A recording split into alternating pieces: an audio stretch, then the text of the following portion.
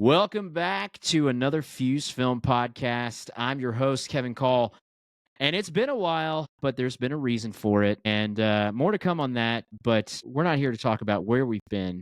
We're here to talk about where we're going. Yeah. And where we're going is we have to look up, folks. We got to look up because there's a bird, there's a plane. It's Superman. Just arrived fresh yesterday. The Superman 2025 teaser trailer, right? Not the full trailer, but the teaser trailer. And I'm here to talk about it because that's such a huge piece of the Fuse film DNA is Superman. And joining me is the incomparable Mr. Vactor from the vactor-verse, my good friend and colleague on some other endeavors. And he's our comic book extraordinaire expert. Vactor, say hello to the audience. Hello. And right now, as we speak, the Superman trailer is at 23 million views after one day. Well, I saw yesterday, because most of y'all know I do marketing for a living, and I spend a lot of time looking at Google Trends, and it was the number one Google Trends thing yesterday. Superman 2025 was the top trending keyword yesterday in Google. So it was trending more than the United Healthcare CEO killer thing. It was trending more than some of the other current events and stuff going on. And I was thinking it's very rare that I often see a movie being that big on Google Trends. Avengers Endgame, some of these big event type things I think I've seen in the top 5 and stuff like that. But to see a trailer like Superman 2025 be that, for a day, the top trending keyword was pretty spectacular. So, yeah, it doesn't surprise me. Where does that sit? What did you say? 23 million views? Is Yes, that right? right now it's at 23 million. Where does that sit in the record as it relates to? That's a good question because most of the time it's like music videos that have the most views on YouTube, and there's ones that have billions of views. So it's hard to say, but for movie trailers, I'd have to look it up, but I think this is up there. It's probably tracking on the top movie trailers. I'm looking this up right now. YouTube, most viewed trailers of all time. Okay, you've got Marvel Studios' Avengers Infinity War official trailer. It was 265 million views. That was 7 years ago. Yes. Incredibles 2, 165 million views. Endgame, Avengers Endgame, 160 million views. This one, I'm shocked. Fast and Furious presents Hobbs and Shaw. What? 123 million views. No. Yeah. Despicable Me 2 has 122 million views. Star Wars The Force Awakens, 111 million views. See, I thought that would be more. This one is, I can't believe I'm about to mention this on this podcast. 50 Shades of Grey official trailer had 110 million views. See, that and then doesn't you have surprise me as much as Hobbs and Shaw does. Yeah.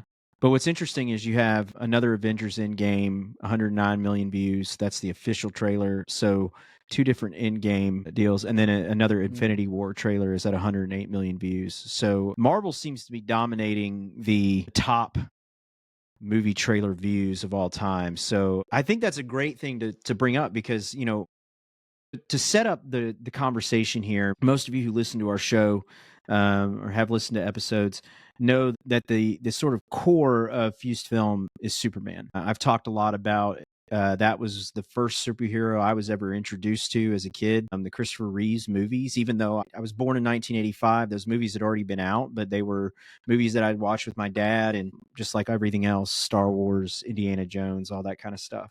And so it was one of those things where it's just woven in the DNA of myself and my love for blockbuster movies and superheroes and entertainment and stuff like that. I have the Death of Superman comic that I got at Metropolis, Illinois at a comic book store. My parents took me there. Nice. So I think it was like the first comic book I ever bought. So Superman has always been there as like that standard. And then, when I got into high school, right, it kind of shifted to Spider-Man because that was really popular.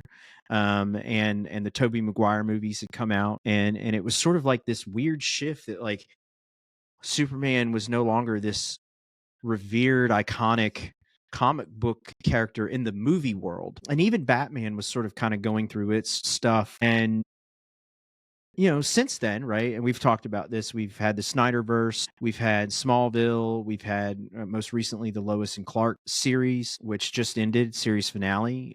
Phenomenal series if you haven't watched it. And each iteration we've gotten over the last 10 years, 10, 15, 20 years, has been unique and different and had its foibles and interesting components and good and bad and ugly, right?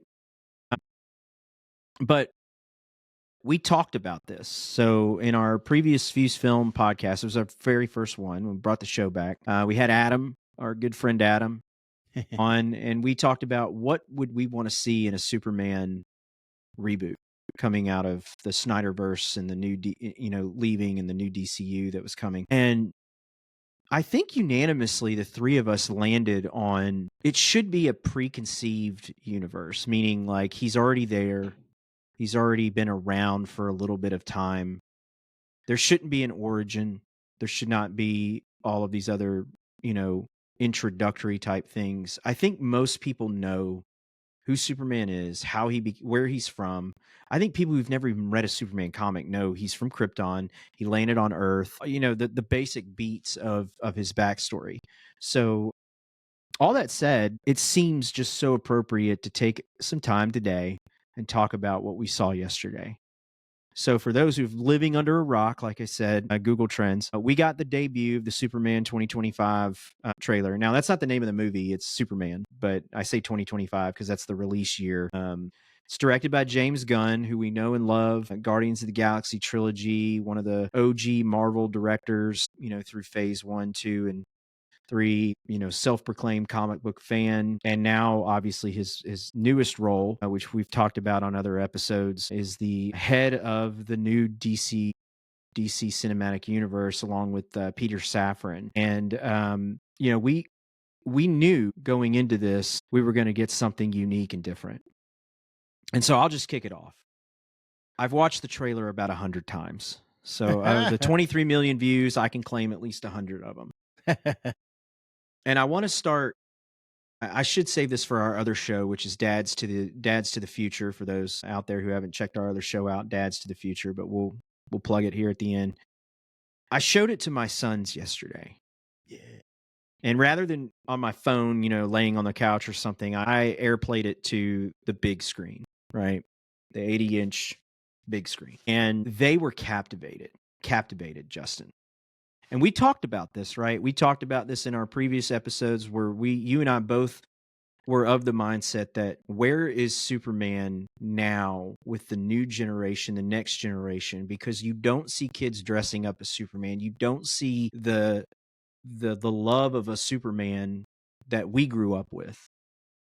I mean, he was always top 3, top 2 Halloween costume every year. PJs, all those kind of things. But you see Iron Man, you see Captain America, you see Black Panther, you see all these Marvel characters, rightfully so, because that's what kids are exposed to in the media today. Spider-Man, different versions of Spider-Man. You got Spider-Gwen, you got Miles Morales, you got Peter Parker, all these stuff. Building into this comment, to watch my kids see Superman in that trailer with this sense of awe and reverence. Now, this is a 5 and a 3-year-old. I think you could have put anything on and maybe there was a little bit of that, but there was something there. And I'm going to poke one thing that really caught them as excitement. This is for the focus group people out there in DC marketing. They loved Crypto, the dog. Yeah. They thought that was the coolest thing ever. Now, I don't know if that's because they've seen the Super Pets movie and there's some knowledge of that. But to see Superman with his dog was such a critical piece of why they were like jacked about this movie. Now, Christian didn't like the blood. He didn't like Superman bleeding out of his mouth. And so, yeah. Anyway, I'm going to stop because I feel like I've set this up. Justin, I'll pivot to you before I go into my reaction. What were your thoughts? I mean, you are a comic book guy. Go to vactor-verse people out there who to see Justin's love of comics and all the different content he has about comics and educating you on all this stuff. But tell us what this trailer Tell us your reaction to this. And what I want to hear is number one, just the reaction, but also two, what are some of the comic book things that caught your eye? Because this feels like this was ripped out of the pages of some really cool Superman comics. Yes. So I watched it as it aired, as it premiered, and my son was asleep. My wife was at the gym, so I was alone in the house. As soon as my wife got back from the gym, the first thing I had her do was watch the trailer on the big screen, and my Mhm. son was there. He was like, "What? We're stopping? What are we like? This must be an event because everybody's stopping to watch this." And he a reaction where he just screamed, "Superman!" And I think the overall feeling I was left with at the end of this trailer, and I also, as soon as we stopped watching it, my wife said, "Let's watch it again." And then I was playing the music in my car for my son when we were driving. He goes, Mhm. "Again." So we Mhm. we had the song on repeat. We've had the trailer on repeat. This is everything I could have hoped for in a trailer, not only from my standpoint as a comic book fan and being excited, but also from, like you were saying, the general public's reaction to it. People are happy. They like what they've seen. They're excited for the movie. I've had multiple people texting me, that Superman trailer was amazing. And these are people who don't talk to me about comic books. Mhm. And that is what I think this trailer's whole purpose was, to get people excited about Superman again, and they've done it. So this approach that James Gunn is taking, I think so far is a win. Now we need to wait until the actual movie comes out to see, how successful it is, but for the most part, I think this trailer gives me hope. That is the number one thing because I've been a Superman fan, I think the same as you, where I was born in the '80s, but it was kinda like the tail end of the '80s when I became cognizant of like, "Hey, what's going on?" I started watching it, maybe '88, '89. It the Christopher Reeve Superman was my Superman. That was the version of Superman that even to this day, I still, even after Smallville, after, Lois and Clark, Superman and Lois, all the different, uh the Snyderverse stuff. This is Christopher Reeve is the version that I still associate with. So for this movie, it looks like, at least in the trailer, to acknowledge a lot of the Silver Age campiness, the corniness that our friend Adam is not a big fan of in properties, as we talked about. He Mhm. thought The Dark Knight was corny and campy, but this is embracing that, like I'm convinced Crypto. Adam doesn't really know what the definition of campy is, but yeah, Yes, that's a podcast for a later day. And by the way, folks, before Justin gets, we will read Adam's comments. We have the text from him. I talked to him yes, yesterday. We'll read some of his comments on here so that they're well known to the audience because yes. I thought they were interesting. So even just having Crypto be front and center in this trailer, like we already knew him, we've seen a poster with him, but we haven't seen Crypto in a major way since the '70s, like the Super Friends cartoon or something like that. Yep. Because even in Smallville, it was like, oh, that's Shelby. That's it's the dog, and then it gets powers for one day, and then it's like Well, you and never hear even from in him the again. comics too, he's sort of been subverted to, I think he's like in some Wonder Woman comics and or just in some, like, he's not a very present character within the Superman comics right now, or has been recently, right? Yeah, they've been kind of bringing him back. There was a time period where it was like, "Hey, we're gonna not think about those kind of corny, campy stories from the '50s, '60s." But I think there are certain writers who grew up with those stories. I think James Gunn is one of those people, and Grant Mm-hmm. Morrison is another one, where Yep. they have a love for that source material. I think Mark Waid is another one, and they inject that love into their work and say, "Hey, this doesn't have to be goofy. It doesn't have to be silly." Or, yes, it is goofy and silly, but let's embrace that and let's like it's lighthearted, it's fun. That's the vibe I'm getting from this trailer is you see the Nathan Fillion Green Lantern, and you see all of these other Justice League superheroes and Crypto, and then the giant kaiju.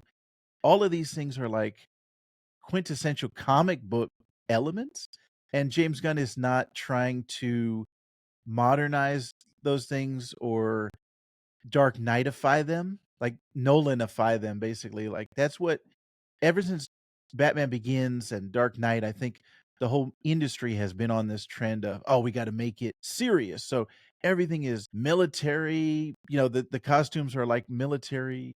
I think Deadpool proved as much as any other comic book film that's been successful, even the Avengers to a level. But I think there's already proof that you can rip things straight out of the comic books and people will enjoy it, provided that it has one essential factor, and that's a great story. Yes. And for all of the comedic things of Deadpool, right? Cussing and violence and fourth wall breaking and all those kind of things, there was still a story there about him and this girl, and things like that. So, and then you get to Deadpool and Wolverine, which, we haven't talked about on this show, but, same thing. And I think, with the Avengers, when you like, they even sort of somewhat make fun of themselves, like in the first Avengers movie, doth your mother know you have her drapes? Like the sort of corniness of Thor is very present in there. Yeah. But it all works, and it works because the story is there.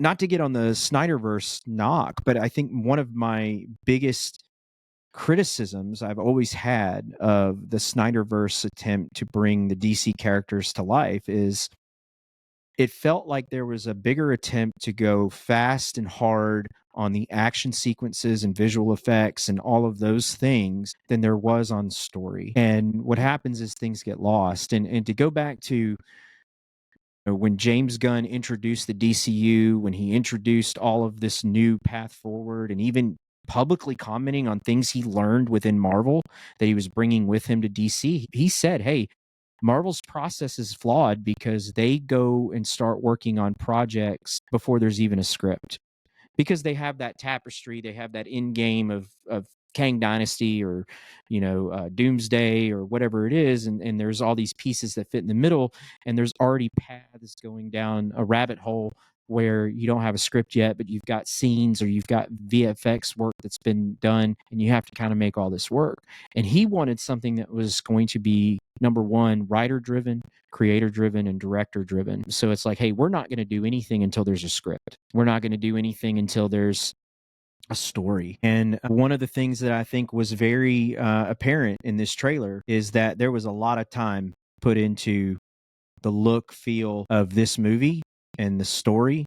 Even though we don't know what the story is. That's the coolest thing about this trailer, is that there was no reference to what the story is. It's just a bunch of jumbled scenes here and there, things out of context. So let's dive into the reactions real quick, because there's two things that, like I said, crypto. There's also the Lex Luthor. Those are the two things that I really enjoyed seeing in this trailer. Nicholas Hoult as Lex Luthor, bald, tall, skinny, muscular, athletic looking, young, seems like a very mirrored foe to this version of Superman. And you see the big Luthor Corps logo sign on the building. It just felt like this is a version of Lex Luthor that we're going to finally see, that we've all been hungry for in a Superman property. Michael Rosenbaum is my favorite Lex Luthor. The Smallville Lex Luthor is one of my favorites, just because there was so much story built up on it over a period of time. But when he left the show, you saw the effect of that. So anyway, that's where I want to go. So like, what were some things that stood out with you that you saw in the trailer? The first thing was the music, the being homage to John Williams, but being like that guitar, that electric guitar, and this is familiar but different. This is not the exact same as we've seen before. And you and I have talked before about how Superman Returns was too much an homage. It was too slavish. And I think Star Wars Episode 7 was a little bit in that same vein of the same story beats as the original, not being 100%, or I should say enough of an original take that it wasn't it didn't garner those impressions of people saying, "Oh, wait, this is like the first one." That's how Superman Returns was, where it was like, "Yeah, I like Brandon Routh, I like a lot of the modern stuff that they're doing, But this feels too much like they're trying to be a sequel to the Richard Donner stuff and not enough their own thing. Like, let's do the same villain, let's do the same storyline, let's do the same beats, and then hope that everyone likes it. I think with this version, it feels like James Gunn he understands the take on Superman that he wants to do. Mhm. It's a unique take that we hadn't seen before. I think this version of Superman is going to be one that it will set aside. It will be, or it should stand alone, I should say, on its own. And seeing the very opening shot of him battle damaged, Yeah. that was a great first shot because it immediately gets everyone talking and saying, what can hurt Superman? That's like the first thing, because the image that you have in your mind of Superman is like he's invulnerable, man of steel, the strongest man in the world. But he starts off from a place of weakness in this trailer. You're saying, what is it? What is going on? And that is like great writing, great storytelling in this Well, it brings trailer a alone. level of it brings a level of humanity to the Right. character that I think has always been unrelatable for people to Superman. That's what And people have said to me for yeah. years. And it's like, no, he is relatable. There's a lot of things about Superman that we can understand, we can relate to, we can have empathy for, as well as kind of having that power fantasy of he's got the powers as well. And that's the biggest thing I've heard James Gunn in his comments leading up to the trailer and post trailer is that he wanted to bring this concept of humanity to not just the character of Superman, but to the film and the story that, hey, what does a hero look like in the world today? What does all of that mean in a film where superheroes don't feel human, don't feel like they represent humanity? How does Superman, maybe even in some way, more human than humans themselves? So, Yes, yes. um, And that's a great like starting point. That's a great foundation for this character. And that's why I think his take on Superman is actually a unique one versus I couldn't tell you what the Bryan Singer take on Superman is. Like I feel like his take was, "Hey, there's the Christopher Reeve version, and I'm gonna do the exact same thing." That was his take on Superman. It didn't feel like he had an actual original version that he wanted to do. So I really am trusting James Gunn because of his history and his background with comic books and with doing comic book mhm. properties. Both Guardians of the Galaxy and Suicide Squad, I really enjoyed. So I'm really I think looking that's a forward to this take. that's a unique call out. I'm glad you brought that up because very rarely do you ever get a director, writer of a property who is not just a self-proclaimed fan, because we've had that before. J.J. Abrams was a self-proclaimed fan of Star Wars, but he felt the weight of that, and I think it translated to what we ended up getting there. James Gunn is, having gone through the Marvel experiences, um, on the back end and seeing how those movies get made and produced and all that goes into it, and making 3 very, very amazing quality movies with the Guardians of the Galaxy trilogy, to be able to take those characters out of the pages of those books and make them come to life in a very relatable way, in those films. Let's put it this way. If you and I were sitting in a room a few years ago, like 20 years ago, when we had Fused Film at the start, and we were like, hey, there's going to be a comic book movie with a tree and a raccoon and, a sort of Flash Gordon type, goofball named Star Lord, and it's going to make billions of dollars, you probably would have been like, what are you talking about? There's no way something like that's going to be successful. Now, granted, it had the benefit of being woven into the tapestry of a pre-existing universe, which is part of the reason why it worked. But I think it worked and was sold because of James Gunn's understanding of the material and how to bring that to life.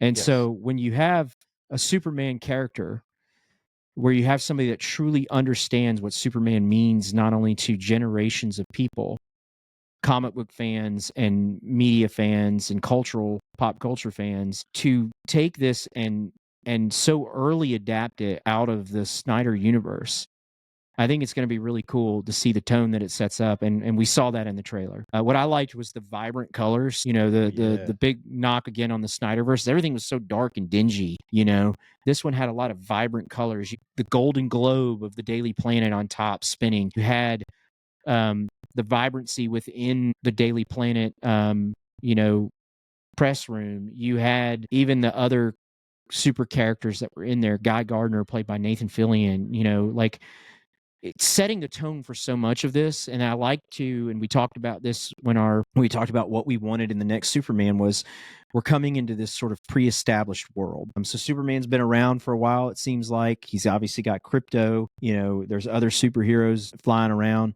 There was a scene in the trailer where he gets a can of beans or something thrown at the back of his head. Who's just, by the way, I just laugh when I see scenes like that. Who's just hanging out with a can of beans ready to throw it at Superman? So it'd be interesting to finally get some context on that when the movie comes out. But yeah, I just, to wrap it up, because we're beating a dead horse here, this trailer did exactly what it was supposed to do. It has given us a view into the tone, into the vibrancy, the color palette, all of the things that this movie is going to bring. And I think the future of the DCU, which felt very similar to Marvel in the sense of, hey, these are things ripped right out of the pages of the comic books. And I think the second thing it did is you hit it. This is not your father's Superman in the sense of, hey, we're going to see a Superman that got beat up. What's, bringing up those questions. And then I think the last thing that I think it brought was you've used the word hope, which I don't want to say is a hokey thing to say because everybody thinks Hope and Superman, but that really is. I think there's now a vision of the future that we may finally get a Superman property that really hits on where everything that we've seen in the past has sort of missed. But a lot remains to be seen. We haven't really seen David Cornsweet, talk and speak, and what is that going to look like? The relationship with him and Lois, which is so critical, and all the other things. Who's the big bad in the film? Is it going to be Lex, or is it Lex and somebody else? All those kind of things will flesh itself out. But if there's one thing we know, James Gunn. I don't know why I said Gordon. It's a Freudian Batman slip there. James Gunn is going to have something that's going to make it worth our while as it relates to pushing the characters and specifically Superman. So it did exactly what it was supposed to do. It's gotten me excited. It has piqued the interest, obviously, of a lot of people. Like I said, I was on a work call and it was brought up. Like people who I don't even know read comic books or like Superman. They were like, hey, dude, did you see the Superman trailer? Because they know I like that stuff. So they were like, I was like, yeah, I can't believe you saw it. So it's doing what it's supposed to do, in that it's generating hype and interest in a positive way. I'm suspecting we'll get a sequel teaser trailer during the Super Bowl in February, I would imagine, given that this is going to drop in July. So there's going to be a lot of marketing to come over the next 6 months, which I'm very excited about. Yes, I can't wait. And I'm also interested in how the James Gunn DC universe progresses from here, because we've already gotten the Super/Man documentary on Christopher Reeve, which was good on Max. And then we're currently in the middle of Creature Commandos, which has been fantastic. So I'm hoping they can kind of keep up that quality, because that was the thing about the Snyderverse. It was like they just could not stack. It was like, okay, Wonder Woman, we have like this is a good standalone origin film for Wonder Woman, but then we can't build on it. Like they were so up and down. Like first Shazam was like a really fun, thing that we got, and then the second one just like crapped the bed. It was like they couldn't keep putting one foot ahead of the other. They couldn't build on the next one or the next one. So I'm hoping the way that James Gunn has laid it out, this has got me excited, and then whatever he has planned for Batman has me excited, as well as the Batman sequel coming out. So it's like I'm actually hopeful for DC right now. Well, and I like where DC's going. Like they have the Elseworlds, which is these sort of extraneous things, just like in the comic books, that don't intermingle with this connected universe. So you can just tell these one-off stories. But for those who don't remember, and you can go back to one of our podcast episodes where we talked about this. If you're on YouTube, we'll link it, or on Spotify, we'll link it. But there's 5 films that were announced in the first chapter of this new DCU, right? And it's called Gods and Monsters. That was the overarching theme of this new chapter, or first chapter. And Superman, it was originally titled Legacy, but retitled now Superman. There's the Authority, Batman the Brave and the Bold, which is just being called the Brave and the Bold, which I thought it was really cool to not have Batman in the title. Supergirl, Woman of Tomorrow, and Swamp Thing. And so I'm expecting that Supergirl is going to have a role in the Superman movie, right? And by the way, I got to correct myself. I mentioned Wonder Woman earlier when we were talking about Crypto. I totally meant to say Supergirl. That Crypto has been in a lot of Supergirl comics as of late. Kevin sometimes are And that wrong. also makes sense because the movie or the comic that James Gunn was saying that it was influenced by Supergirl, Woman of Tomorrow, it's her and Crypto off on an adventure in space. Okay. So the whole book is those two together. So that makes sense that That'll be really she would cool. appear. Maybe she brings Crypto over to her movie. Yep. Yeah, and we'll get our first look at a Green Lantern, at least Guy Gardner, played by Nathan Fillion. But we know that there's a Lanterns TV series, and I can't wait. Catching our audience up on news there, we have Kyle. What's his last name? Kyle Chandler is going to be playing Hal Jordan, and there's I believe there's going to be what is his name? James Stewart. John Stewart. John Stewart. Aaron Pierre is playing him. Yep. And so we're already getting a look into that world. Creature Commandos has already been out on HBO Max. I know you've seen it, Justin. I have not watched it yet. And then you've got Paradise Lost and then Booster Gold. I think it'd be cool if Booster Gold shows up in the Superman movie. That would be fantastic. Be really, really interesting. Yes. So, but suffice to say, real quick. Yeah. There was a comic book connection that a lot of people have not really been pointing out. And James Gunn himself on his Instagram stories, he said, just so you guys know, the engineer is in there. So a lot of people haven't found her yet, and she's a character from The Authority, which, like you mentioned, The Authority has a movie coming up. So I'm curious, is it like a 1-second flash? Because you and we've been rewatching it and watching it, and I couldn't pick it out. I didn't see where she was. Yeah, I didn't see it mentioned in like our friends over at Screen Crush. They usually put out the Easter egg video. Yeah, it wasn't mentioned in there. So we'll need to. If anybody's found it, put it in our comments in chat. Let us know. We'll give you a shout out. But what was the biggest Easter egg that you picked up on? I know there's a lot. There's the peanut butter on the desk. I guess to wrap up, the one thing I will mention too that I also loved was Clark Kent. The messy hair, the glasses. There's always that question, especially in modern day movies and stories, is how do you, and we have the social media generation and all that kind of stuff, is how do you make people believe that Clark Kent is not Superman? And I thought they have really gone out of their way creatively to establish that, right? At least what I saw in this teaser trailer. The really messy curly hair, the kind of clumsy, bulking, lurchy dude because he's tall, and like just one glance, I'd say that guy does not look like Superman. And I've seen people posting pictures of the Clark Kent versus the Superman, and it's like they couldn't look any different. So that was really well done, and definitely something that really resonated with me in the first reaction of the movie. Yeah. The ones that stood out for me were Kellex, which is his robot helper that he is clearly mourning. Like in that shot, you see him. His emotion is pouring out. And my wife was like, "Who is that?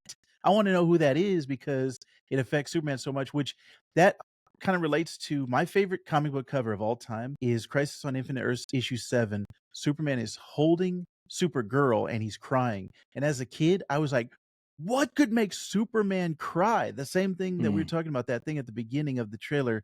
What could hurt Superman? That was what I was thinking as a 7-year-old, 8-year-old kid. I was like, he's crying? Yeah. I have to know. So my wife was like, why is he cradling this robot?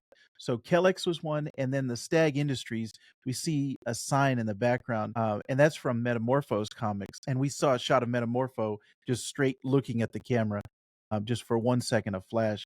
Those were the ones that really stood out to me. And also, I have to give a shout out to the scene where he cradles the girl and he's blocking the Oh, yeah. explosion with his back. Number 1, it's a fantastic shot, and I can't wait to see it in the movie. But number 2, my wife, that like, she won't stop talking about it. She's like, "I love that shot." So Mhm. her joy made me happy. Like, I was like, "Oh, now this is one of my favorite scenes because of her."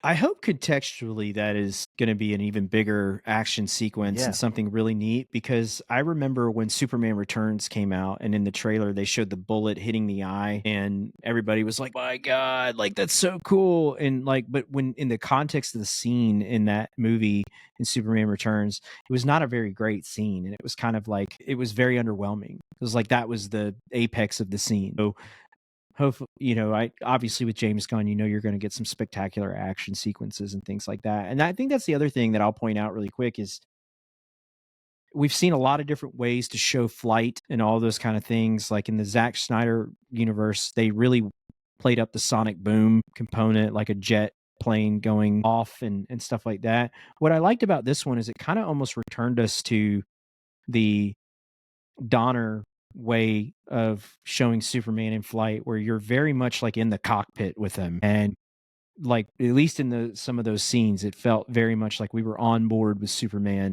rather than maybe more of an and again, I think those are things Gunn saw worked well with the Iron Man movies and things like that. So I'm just really excited. Again, there's a lot to be excited about after seeing this trailer. And I think that's where we really what we take away with here on the Fuse Film podcast is get excited, Yeah. buy into Yeah. the hype. We're not shills here.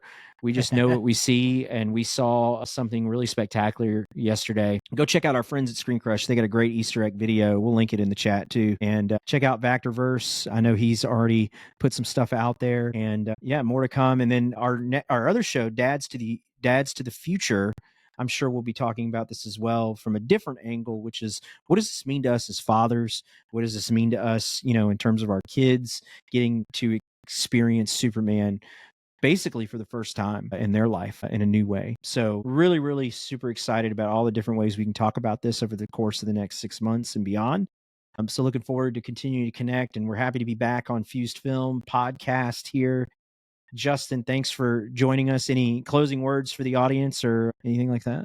I also gotta say the tagline of "Look Up" is fantastic. It's probably the Phenomenal. best since "You Will Believe a Man Can Fly." So I'm all in on. And another one that came from this trailer was "Take Me Home," and that to me, like, that just resonated, and it has like a double meaning for the character, and then for what's happening outside the world, and then what's happening inside the actual movie world. So love, love, love every direction that this is going in. So I can't wait. Look up, people. That's all I have to say. Thanks for joining us on the show. Thanks for tuning into the Fuse Film Podcast. Again, you can find us on YouTube, wherever you listen to your audio podcasts. You can stream us there. And we'll probably have a lot of announcements coming in the next few months or hopefully sooner, I would think. Some more to come. And yeah, thanks. All right.